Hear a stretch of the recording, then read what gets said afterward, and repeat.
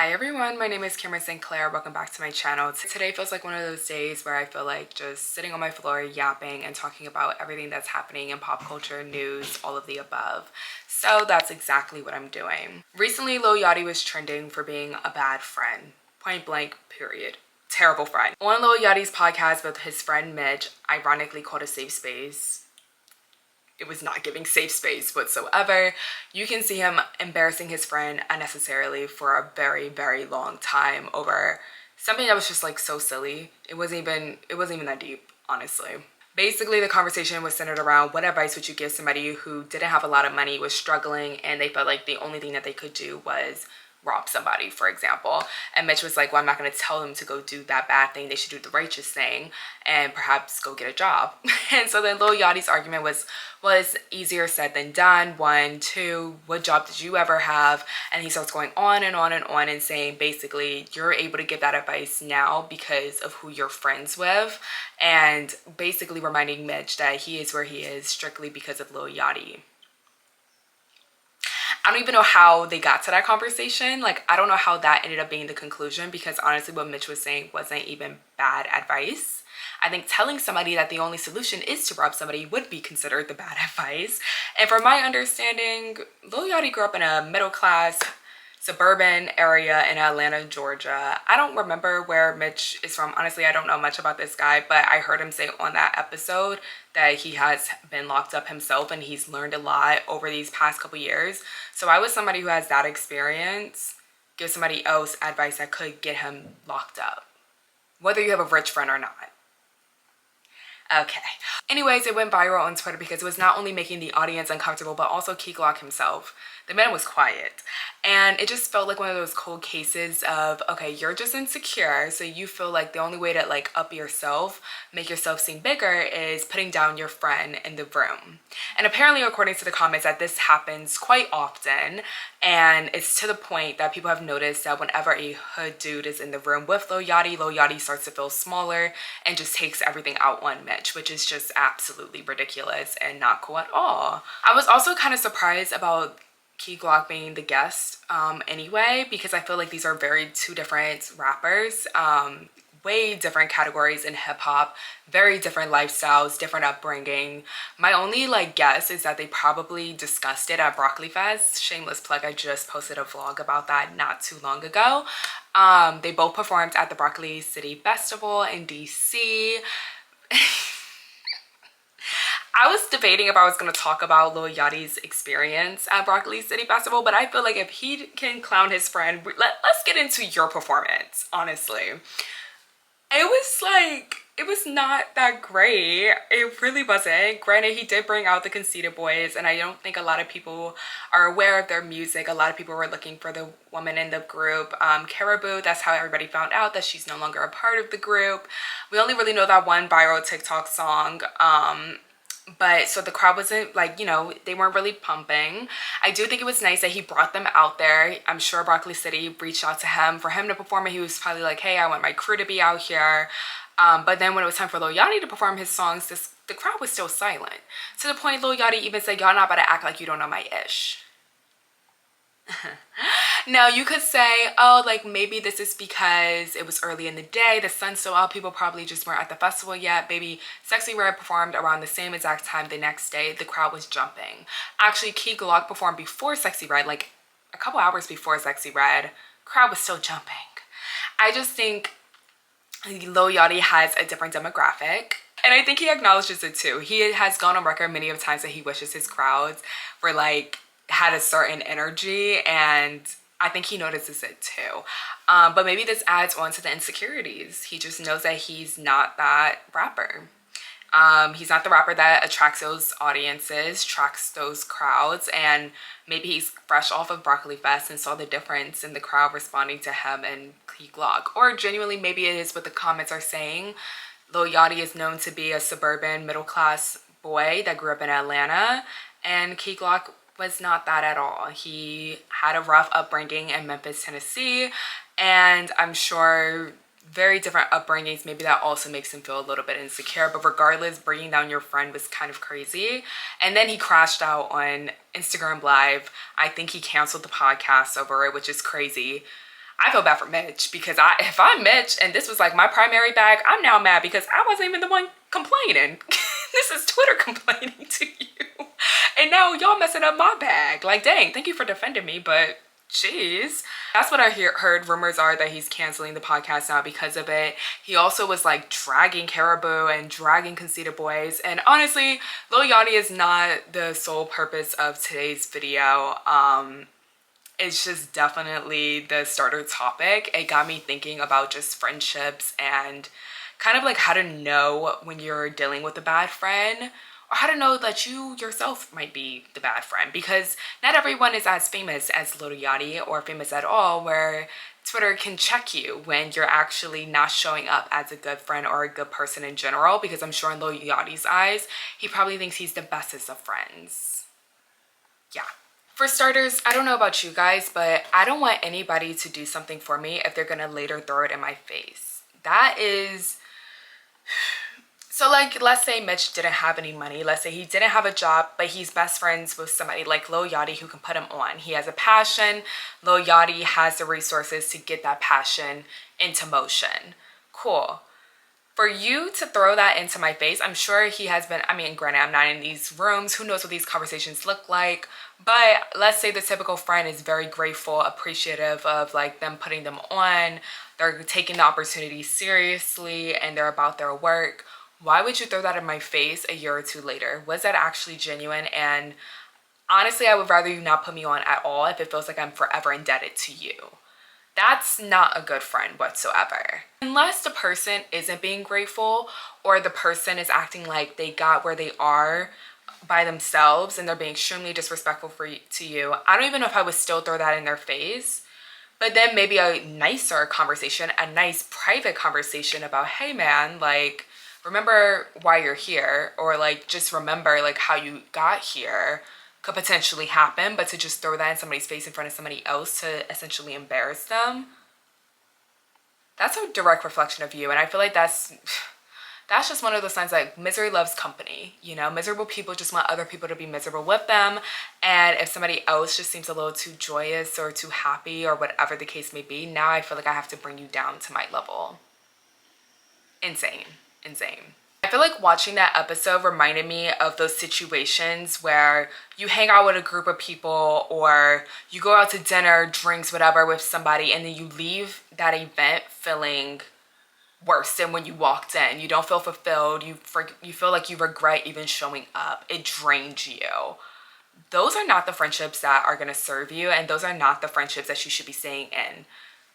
Keeping it a buck. I feel like this is something I really struggled with in college, and just obviously having a close proximity to the people, seeing them all the time, or feeling like there wasn't anyone else, because although the college campus is big, sometimes it can feel like, oh, this is my circle of people, I have to stay in it. And I would oftentimes just like hang out with people that I felt like I had to hang out with, and then again leaving those situations not feeling fulfilled, not feeling happy to even like have gone there. And honestly guys, the best situation is to just walk away from it. In the long run, it becomes extremely mentally draining, and it starts to make you question yourself, and half the time it's not even on you. It's not even on you. It's on them. They're projecting a lot of their issues and insecurities on you, but because it's being projected on you, sometimes you can feel like it's almost like a reflection of yourself, or like it's your fault, and it's just not. It's not. I've recently learned to treat friendships like relationships. If I wouldn't allow a man that I'm dating to talk to me this way, to treat me this way, to not pour into me as much as I'm pouring into them. Something else I would say is like, you have to also meet people where they are, and just acknowledging like what kind of friend somebody is to you, right? So this is probably a hot take. I feel like not everyone agrees with this, but I have certain categories of different friendships, right? I have my friends that I go out with, so I'm only reaching out to them like, hey, I'm going to the club, or hey, I want to go get drinks, like, do you want to come out with me? Those are my going out friends. Then I have the friends where I just see you at work, my work friends, or maybe a hobby or industry friends, like where I know I'm gonna like link up with you at a fashion show, or link up with you at a company happy hour or something like that. Then I have my other like true genuine friends where we're both venting to each other. We know a lot about one another. We have that trust. And 9 times out of 10, this friend is also like the friends that I might go out with, or the friends that I might hang out with outside of work. Like, these are the friends that probably pop into all the other categories. I feel like once you start to categorize people, it just lowers the expectation, or at least sets the expectation, so that way you're saving hurt for the future. Because too often I would think, oh, like friendship means that I can trust you, or I can not only go out and party with you, but I can trust you to tell you my secrets, or I can trust that you'll be there for me to chat about work, or I can trust that you'll go to this thing with me, or you'll invite me to this thing. And that's just like high expectations when that person probably shouldn't have been in that category to begin with. Not everyone is meant to be everything in your life, and that is okay. The sooner you realize that, the better you will be. Meeting people where they are is not only like putting certain folks in certain categories, but also knowing like your friend's personality, how they communicate, the best way to communicate with them. That will save you so much drama. For example, if I was Mitch and I knew, unfortunately, I had a friend like Lil Yachty who could embarrass me at any point in time, I'm going to be very cautious about the opinions I give, so that way they don't have an opportunity to like throw me under the bus or embarrass me, if you will. There was many times throughout that podcast I was even like, oh, Mitch, why would you say that? You know that that's a perfect opportunity for Lil Yachty to make fun of you. And now granted, you shouldn't have to silence yourself. You shouldn't have to walk over eggshells or feel like you can't be your true authentic self with somebody. Usually, again, that's a clear sign to walk away from that person. However, if you find yourself in those situations and you know your friend, you're in a group filled with guys, and you know your girlfriend is one of those girls who's going to bring up an embarrassing story about you, perhaps don't put yourself in those situations where you're the only girl in a room surrounded by guys. Or don't bring up anything that might allude to that story that would like trigger that memory to your friend, which is so bad, because again, you just shouldn't have a friend that would do something like that. But unfortunately, we all know that one person who will take the opportunity to embarrass you in front of like a bunch of cute people or people that might be more popular, or whatever the case may be. That should not be your friend to begin with. But if that is still your friend, it's just knowing how to meet that person where they are and not bringing up something that might put you in a bad spotlight. I also think meeting somebody where they are can save a lot of arguments within friendships. I always say this, you have to know how to communicate with people. You need to know that delivery is everything and how somebody might want a message to be delivered. For example, if you have a friend who might be a little bit more sensitive, or you might be the more sensitive friend, delivery is everything. You can't be so blunt with every single person, or you can't say something that you know somebody might take offense to and just say it because that's who you are. No, you have to alter the way that you deliver certain messages, especially if you didn't even mean or intend for the message to be delivered as harshly. Let's say you have two friends, Sasha and Emily. Sasha's known to be the more sensitive friend, and she has a boyfriend that just treats her like crap, and Emily is a really blunt, tell it like it is friend. Now, when Sasha's venting to Emily about her boyfriend treating her like crap, that is not the opportunity for Emily to just be overly blunt and tell her your boyfriend hates you, he dogs you, blah, blah, blah, blah. That is the wrong delivery. Instead, Emily should take it from the lens of, hey, this is a really healthy situation because of X, Y, and Z, and my recommendation is to do Z, Y, X. You can always say what you mean in ways that will be received well. And I feel like that takes like a really mature person to understand that. Too many times I have heard people, friends or not, just like people I know, say like, oh, well, that's just who I am, so therefore that's how I'm going to communicate. No. You want to remain friends with someone, you can't actually just say whatever you think, feel.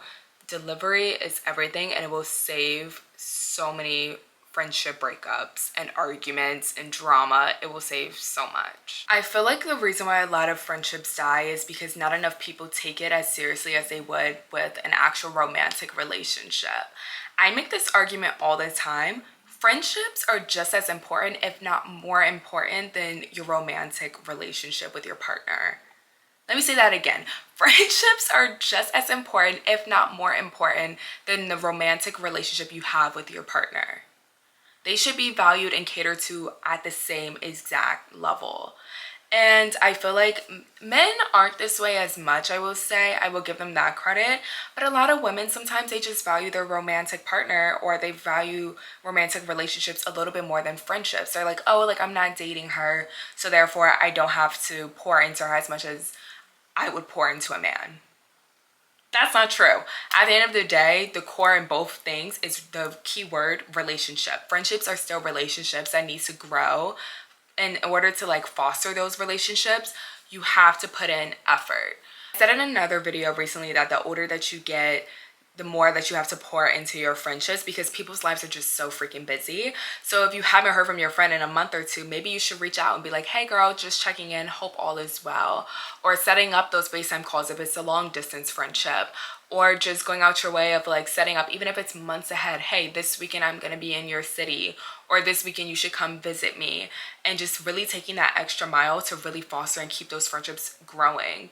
Because at the end of the day, your romantic relationship might end, but guess who's still there? Your friend. And again, like the key word here is relationship. They're both relationships that need to be fostered and loved. There is also a certain level of maturity within these friendships where you might have to look at yourself and be like, hey, I have to take responsibility for my actions and whatever I did in this relationship. For example, let's say you didn't show up for your friend like they wanted you to, or you missed an important date, or you just haven't reached out to them in months. Again, phones go both ways. I will say that because I know that's probably very annoying for some of you. You're like, oh, why do I always have to be the person to reach out? Phones do go both ways, but it's also taking responsibility to be like, have I put any effort into this? And if you haven't, and it's still a friendship that you want to continue to grow in and you still want in your life for a long time, that's when you have to take responsibility and make change. The last thing I will say on this topic is to also just learn how to set boundaries in friendships, just like you would set boundaries in relationships.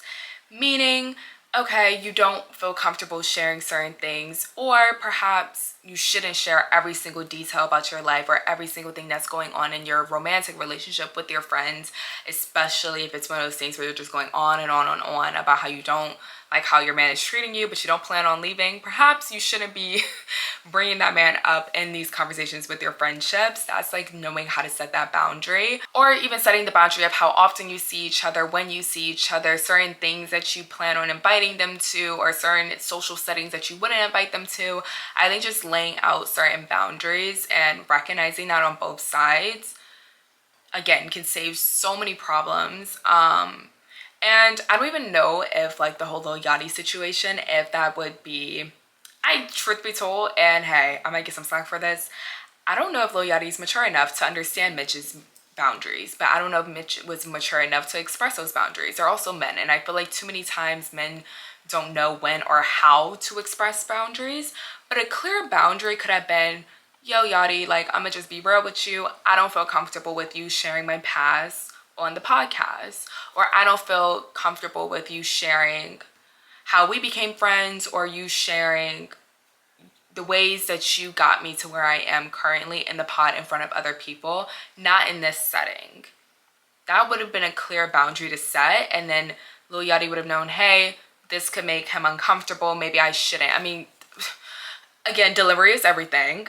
Delivery is everything. He shouldn't have done it to begin with, but also Mitch could have expressed that boundary. Like when we are on the pod and we're in front of like other guests, I don't think that's the time to bring up my past and how my past led me to here.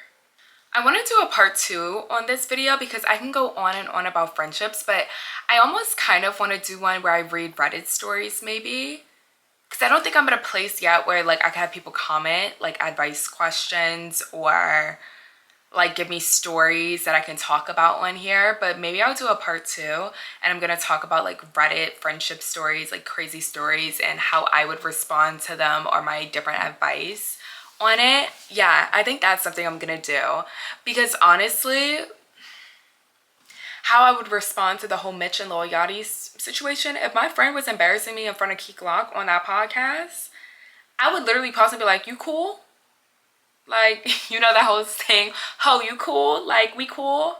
I would have had to check my friend in that moment. You can't be too afraid to check your friend. I would have been like, are we good? And if they start acting confused, like, what do you mean? Like, yeah, we're good. Okay, because you're doing a lot right now, and I just want you to recognize what you're doing. I peep game. But also maybe that was a situation where Mitch was meeting Lil Yachty where he is, and he knows that if he did respond to him, he would have popped off or it would have gone way worse for him. Who knows? We don't know these people personally. Anyways, this was just a quick little yap session, me sitting on my floor yapping to you guys about what's going on in pop culture, Twitter culture, really specifically Twitter culture. I don't think this is pop culture. I don't know if E! News is still on, but I don't think this would have hit E! News, but probably TMZ. Definitely TMZ level. But yeah, stay tuned. I have more videos like this. I kind of like just sitting on my floor chatting to you guys about whatever's going on in the real world. And yeah, I really think I'm gonna film a part 2, and I'm gonna make that all about like reading Reddit posts over crazy friendship stories. I think that would be really, really funny. Yeah, that's gonna be my next video. Okay, bye.